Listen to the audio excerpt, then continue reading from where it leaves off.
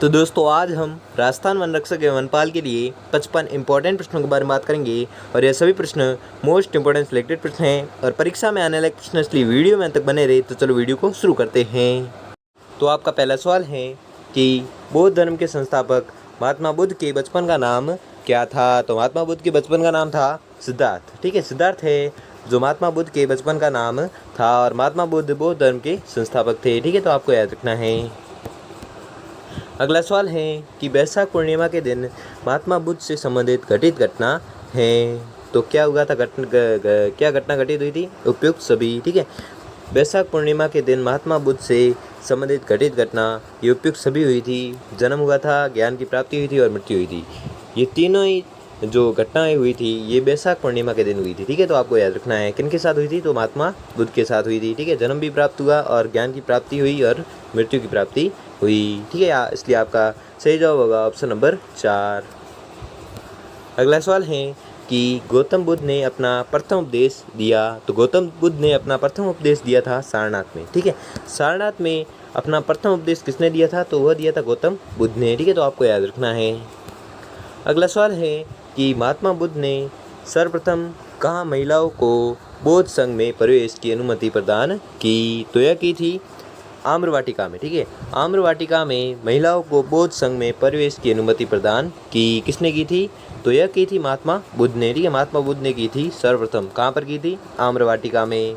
ठीक है, आम्रवाटिका में क्या किया? महिलाओं को बौद्ध संघ में प्रवेश की अनुमति दी। अगला सवाल है कि सुमेलित कीजिए। तो सुमेलित करना है। ठीक है, तो अ को ब से सुमेलित करना है। तो इसमें क्या करना है? सबसे पहले तो हाथी है जो हाथी प्रतीक है इसका बुद्ध के गर्भ में आने का प्रतीक है। सांड है जो यौवन का प्रतीक है। घोड़ा है जो गृहत्याग का प्रतीक है और शेर है जो समृद्धि का प्रतीक है। इसलिए आपका सही जवाब होगा ऑप्शन नंबर 1। ठीक है, ऑप्शन नंबर 1 है जो आपका एकदम सही आंसर हो जाएगा। वापस से देख लो कि हाथी है जो हाथी किसका प्रतीक है? तो बुद्ध के गर्भ में आने का प्रतीक है। और सांड है जो यौवन का प्रतीक है और घोड़ा है जो गृहत्याग का प्रतीक है और शेर है जो समृद्धि का प्रतीक है। इसलिए आपका सही जवाब होगा ऑप्शन नंबर 1। ठीक है, तो याद रखो आप। अगला सवाल है कि महावीर स्वामी की मृत्यु के बाद कौन जैनियों का प्रधान बना? तो जैनियों का प्रधान बना था सुधर्मन। ठीक है, सुधर्मन है जो महावीर स्वामी की मृत्यु के बाद जैनियों का प्रधान बना था। कौन? सुधर्मन। अगला सवाल है कि सुमेलित कीजिए। तो सुमेलित करना है बौद्ध संगीति और शासक। ठीक है, बौद्ध संगीति और शासक के मध्य सुमेलित करना है। तो आपका सही जवाब होगा ऑप्शन नंबर 2। ठीक है, तो इसमें क्या है? तो अ है प्रथम संगीति। तो प्रथम संगीति का मिलान होगा अजातशत्रु से। ठीक है, जो अजातशत्रु के शासनकाल में हुई थी। और द्वितीय संगीति हुई थी कालाशोक के शासनकाल में। तृतीय संगीति हुई थी अशोक के शासनकाल में और चतुर्थ संगीति है जो हुई थी कनिष्क के शासनकाल में। इसलिए आपका सही जवाब होगा ऑप्शन नंबर 2। इसे सुमेलित कर लेते हैं कि प्रथम संगीति अजातशत्रु के शासनकाल में हुई और जो द्वितीय संगीति हुई थी वह कालाशोक के शासनकाल में हुई थी। तृतीय संगीति हुई थी वह हुई थी अशोक के शासनकाल में और चतुर्थ संगीति है वह हुई थी कनिष्क के शासनकाल में। इसलिए आपका सही जवाब होगा ऑप्शन नंबर 2। अगला सवाल है कि चारण चन्ना था। तो चारण चन्ना क्या था? बुद्ध का सारथी। ठीक है, बुद्ध का सारथी था चारण चन्ना। ठीक है, कौन था? चारण चन्ना कौन था? तो आपको याद रखना है बुद्ध का सारथी था। अगला सवाल है और इसे भी सुमेलित करना है। तो महाविनिष्क्रमण तो यह हुई थी घटना बुद्ध के जीवन की घटनाओं को सुमेलित करना है। ठीक है, तो महाविनिष्क्रमण यह थी घटना गृह त्याग की घटना। ठीक है, जो गृह त्याग घटना हुई थी उसे महाविनिष्क्रमण है जो कहते हैं।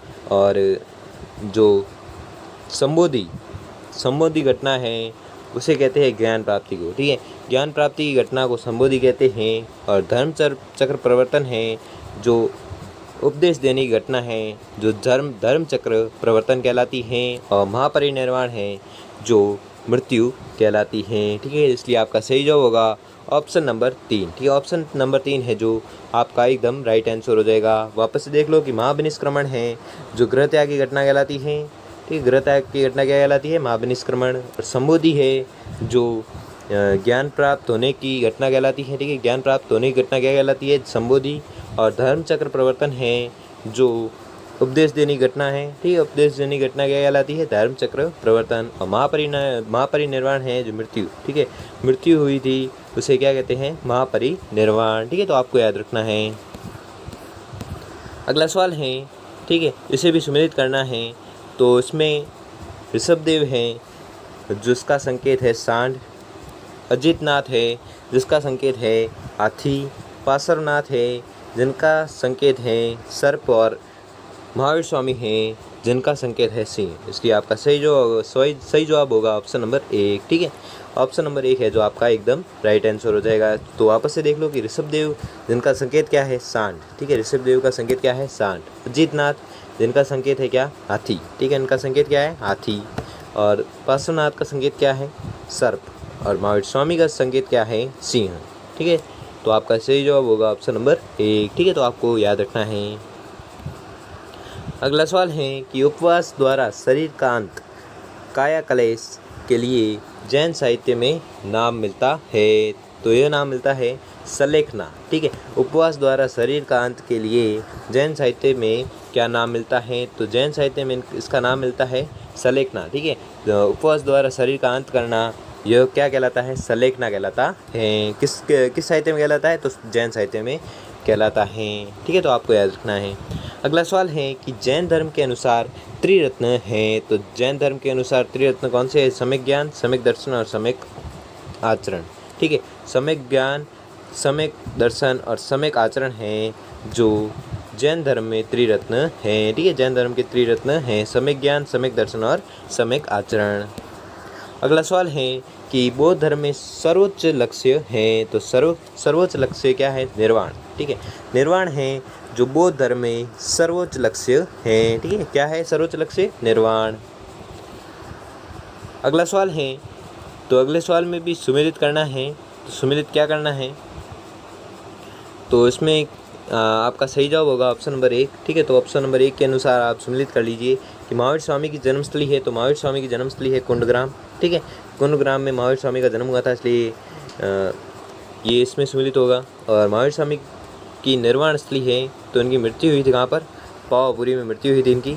महावीर स्वामी को केवल्य ज्ञान की प्राप्ति हुई थी। तो महावीर स्वामी को केवल्य ज्ञान की प्राप्ति हुई थी कहाँ पर? जंबिग्राम में, ठीक है। जंबिग्राम में महावीर स्वामी को केवल्य ज्ञान की प्राप्ति हुई थी। और प्रथम जैन संगीति जिसका आयोजन हुआ था पाटलिपुत्र में, ठीक है।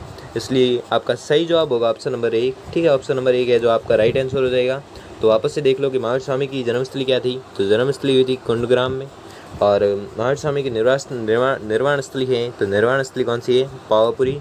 और महावीर स्वामी को केवल्य ज्ञान की प्राप्ति हुई थी कहाँ पर हुई थी?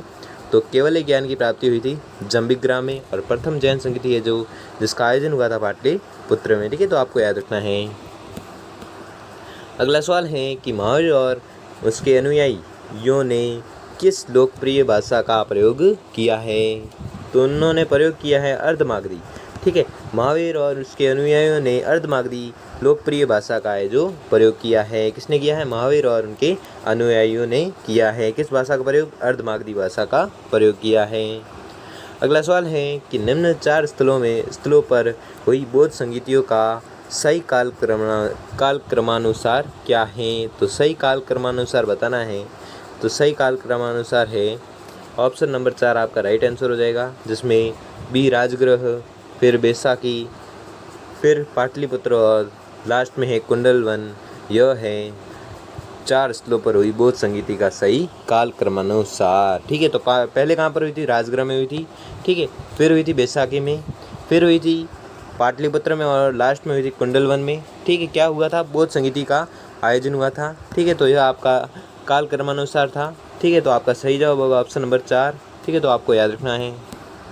अगला सवाल है कि गौतम बुद्ध पैदा हुए थे। तो गौतम बुद्ध कहाँ पर पैदा हुए थे? कपिलवस्तु में, ठीक है। कपिलवस्तु में हुए थे। गौतम बुद्ध का जन्म हुआ था, या गौतम बुद्ध है जो पैदा हुए थे कहाँ पर? कपिलवस्तु में। अगला सवाल है कि बौद्ध धर्म का हीनयान संप्रदाय विश्वास करता है। तो किस पर विश्वास करता है? गौतम बुद्ध एक महामानव है किंतु अवतार नहीं है, ठीक है। गौतम बुद्ध एक महामानव या महापुरुष है लेकिन अवतार नहीं है। वह बौद्ध धर्म का हीनयान संप्रदाय है जो विश्वास करता है। किसमें विश्वास करता है? गौतम बुद्ध एक महामानव या महापुरुष है, किंतु अवतार नहीं है, इसमें विश्वास करता है। कौन करता है? हीनयान संप्रदाय विश्वास करता है। अगला सवाल है कि प्रथम बौद्ध संगीति किसके दौरान आयोजित हुई? तो यह हुई थी अजातशत्रु के दौरान। ठीक है, अजातशत्रु के दौरान आयोजित हुई थी। कौन सी बौद्ध संगीति? तो प्रथम बौद्ध संगीति है जो आयोजित हुई थी। किसके शासनकाल में? तो यह हुई थी अजातशत्रु के शासनकाल में। अगला सवाल है कि भारत में बौद्ध धर्म के अंत का कारण था। तो अंत का कारण क्या था? मठों में भ्रष्टाचार एवं अनैतिकता का उत्पन्न होना। ठीक है, मठों में भ्रष्टाचार एवं अनैतिकता का उत्पन्न होना भारत में बौद्ध धर्म के अंत का कारण था। ठीक है, तो आपको याद रखना है। अगला सवाल है कि अजंता चित्रकला का संबंध है। ठीक है, तो अजंता चित्रकला का संबंध है, किससे संबंधित है? तो यह संबंधित है बौद्ध धर्म से। ठीक है, बौद्ध धर्म से क्या संबंधित है? अजंता चित्रकला है जो संबंधित है।